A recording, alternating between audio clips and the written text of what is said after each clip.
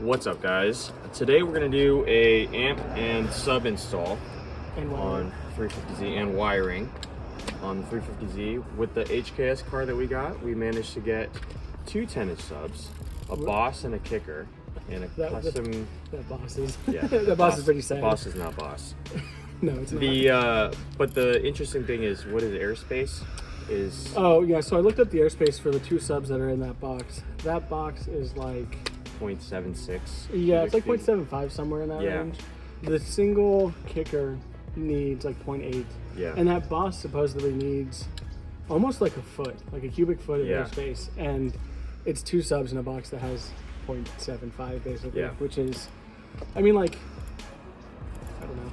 If you're into that, not ideal.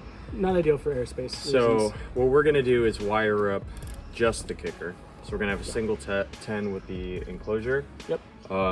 You bought this whole kit basically on Amazon. Yeah, it's like a whole wiring and amp kit. This is really nice. That kicker stuff is good. So like this is actually a really nice little box and everything. Yeah. So came with some RCAs, fuse, zero wires down here. Like even like sheath and everything. It's nice, you know? Yeah. There should be a remote wire in here as well. This is just some extra fuses for when you inevitably blow it up because you're pushing too much bass. Don't take the fuses. They do actually fit in normal. They're even correct. It's kind of wild. Yeah, that's cool. And then we have this little Harmony brand. I've never heard of or used, but like good reviews. You know, we both looked it up. The whole kit has like 4.5 stars and like enough reviews for it to be like I looked up Harmony stuff specifically, and like they're like people talking about them say it's good. So like for the cost, it's pretty cheap, right? It was $100 for everything. Yeah, that's actually really cheap. And actually, this amp is like incredibly tiny. Yeah. Like I was very like not prepared for how. Yeah, that's a small ass amp. That is super tiny. So it's a 2-channel amp. We are going to bridge it to the one sub for more bass out of the one. And if you don't know what that is, we'll show you. Yeah. So our first steps are going to be to remove the center console. We already have kind of a cheapy head unit. I'll eventually replace with a Pioneer. A Chan Chow or something? I don't even remember. No, the boxes are there. Camacho? Camacho. Yeah, I think it's Camacho. It's called Camacho. There you go. We have this. We have this, it's a Camacho. Chamcho. So President Camacho. This head unit came with the HKS, just so kind of like preface that. Yeah, and if you guys hear us referring to the HKS and you guys haven't seen the other video, basically we had the opportunity to pick up the HKS demo car, which was a super dope pickup, and we decided we couldn't justify getting rid of that car or this car. Yeah. so I took the HKS and we're still working on this for you. And yep. And life. That's how we do it. That's how we roll here, guys. We definitely need more cars. Yeah. We haven't talked about the other Miata or anything. Anyways. So it is what it is. But we're gonna pull all this out. To summarize, we're gonna run some wiring through, hook up the fuse, get the amp to the back of the sub, get the sub wired up, and we'll go step by step. Yeah, so when pulling this stuff apart, the front lower center console where the shifter sits, all you really have to do is pull your shift knob off and then reach kind of under the shift boot and grab it and just pull up. It'll come right off. You just have to disconnect the AC controls then. It's one clip. This should technically be bolted in more. It's not in our case. Yeah, it really should be. It legitimately should be bolted in more. It's not in our case. Just drift car life. But yeah, so we're just gonna, you take a couple bolts out, pull it out forward, and then we're gonna take this center console out here, a couple screws. It's really not a difficult thing to do on this car. And then yeah, we'll start running some wires. Yeah, clean this up while we're here. A little bit, yeah.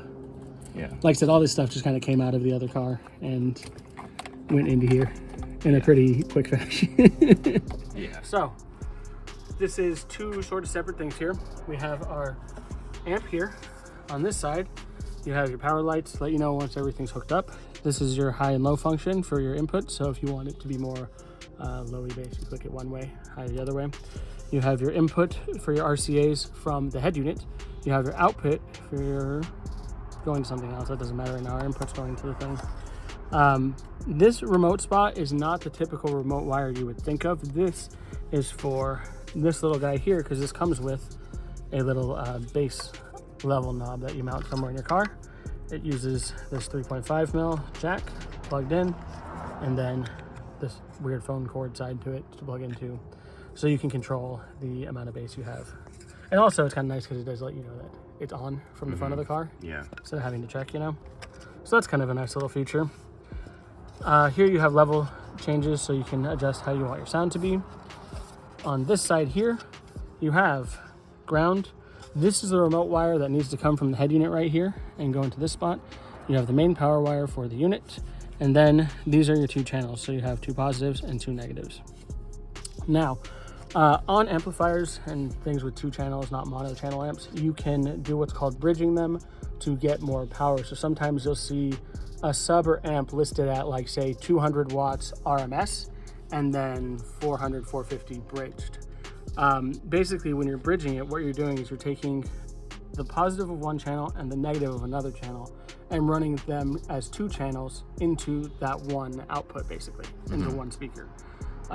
So take that 200 RMS watt sub and make it more of a 450, whatever they rate it at. Right. Which is what we're going to be doing for this, since we're only using one of those subs. And these are the subs if you guys want to see it. This is the enclosure right there. Yep, we're not using that Boss because it's not very Boss. It's not Boss. Yep. Then we have our RCAs that would go from this to the subs. It's fine. This is the remote wire that Kicker provides to go from the head unit to our amplifier. This is some speaker wire for the head unit to, or sorry, the amplifier to the sub. Extra parts, clips, stuff for when you're wiring.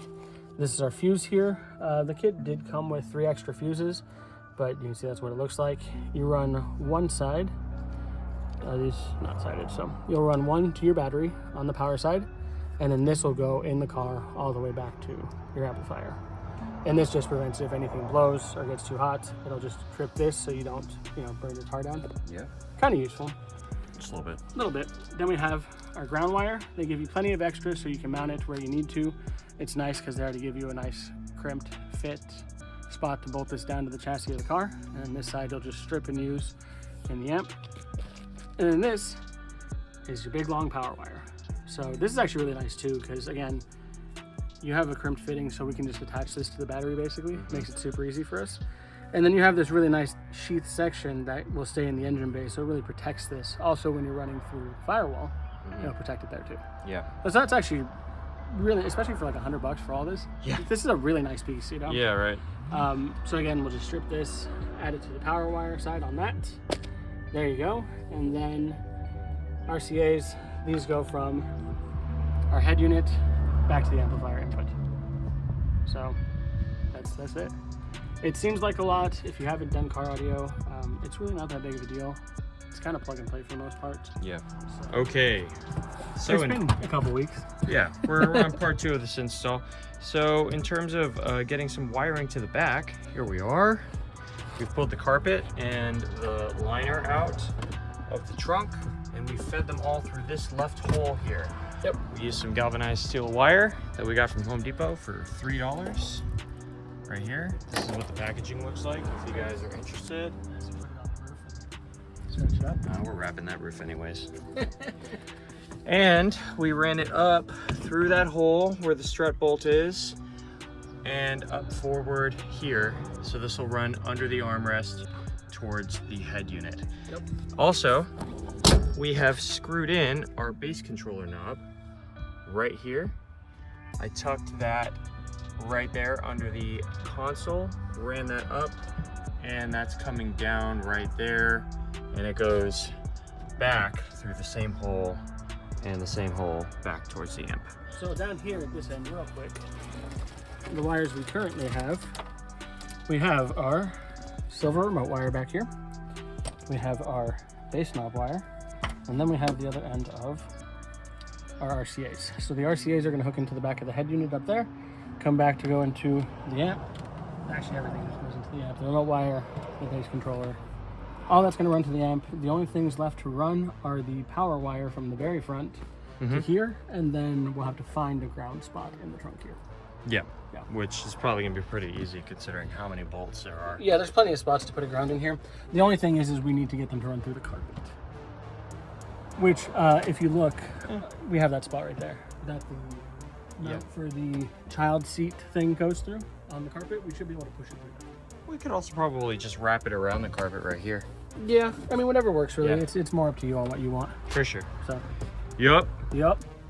All right, now in regards to the front, as far as feeding the main power wire is concerned, I would say we didn't have to pull the battery. It would make it easier though. It would make it easier though. Yeah. We were gonna go down through this battery tray, but then we realized that we could use this grommet right here. Yeah, underneath the windshield cowl. Yeah, so you got to take both the top one for the battery cover and the windshield piece off. Yes. And then we can have easy access. And we know the battery positives right about there. Well, right there, but you know what I mean. Right about there. So we have enough room now in the engine bay.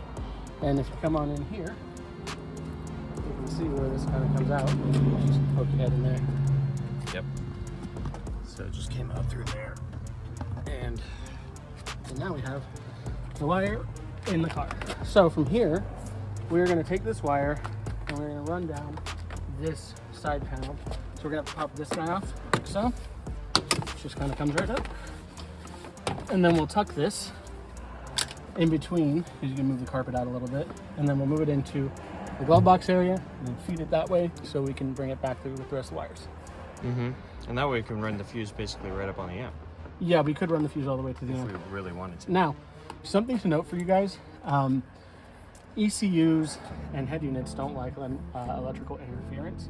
So sometimes, if you're out power wires near ECUs, gloss over the fact that we're doing that with yours, we'll space it. Mm-hmm. You can get interference from the ECU. This was a big thing on Integras, if you remember. Mm-hmm. Yeah, because Integras had that issue. I don't think these will really have that issue because they're newer and shielded and yeah, you know what I mean? But there's something to think about. We'll find out. Yeah, pretty much.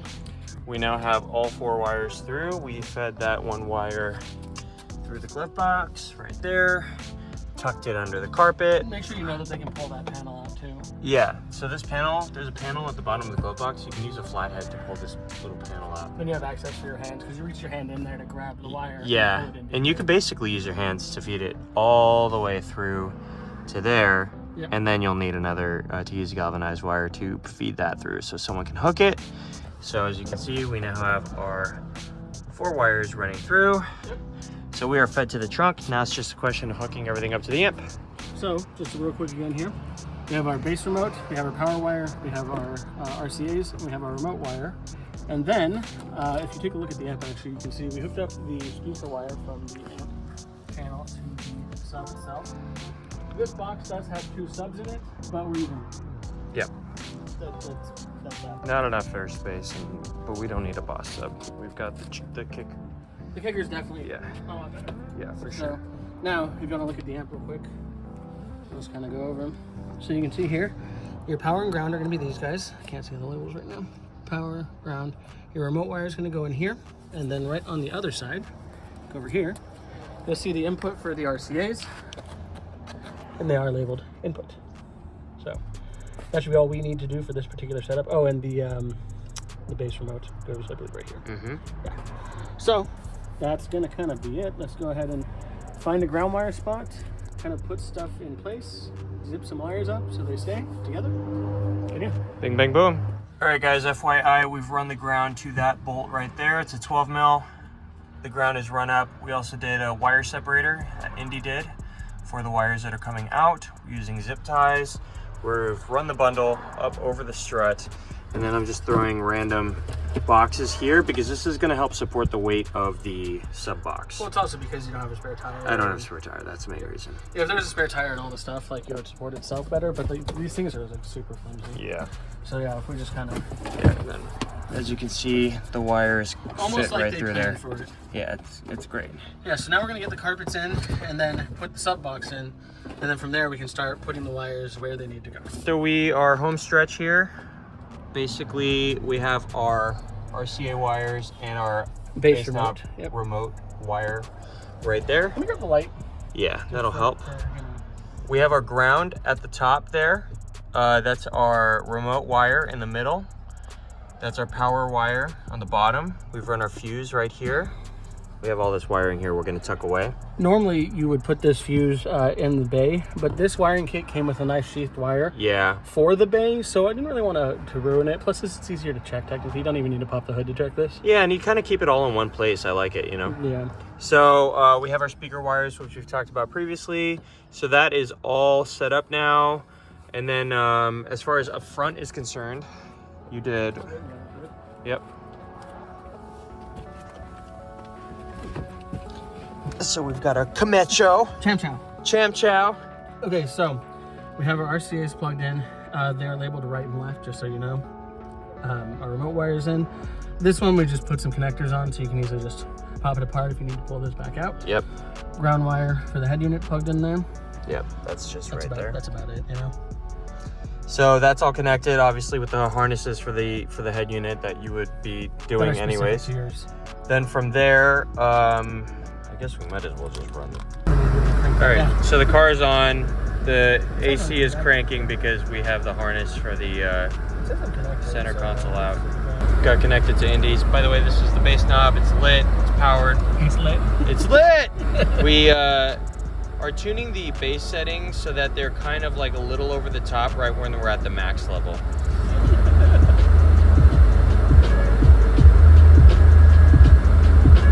Get your volume up. There you go. There you go. So we got some lo-fi beats. Yeah. Copyright free.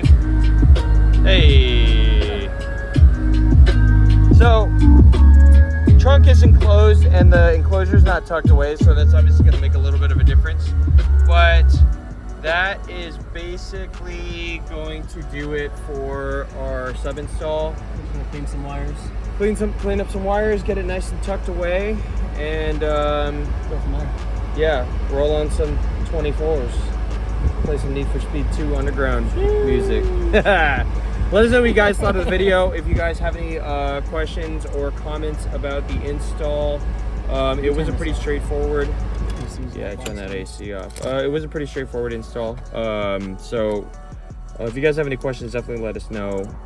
We would not recommend running 210s in a box that size. Not in that size. Sure. No. Yeah, that 110 is plenty. It is more than enough. So yeah, if you guys like the video, please make sure to like, subscribe, ring the notification bell.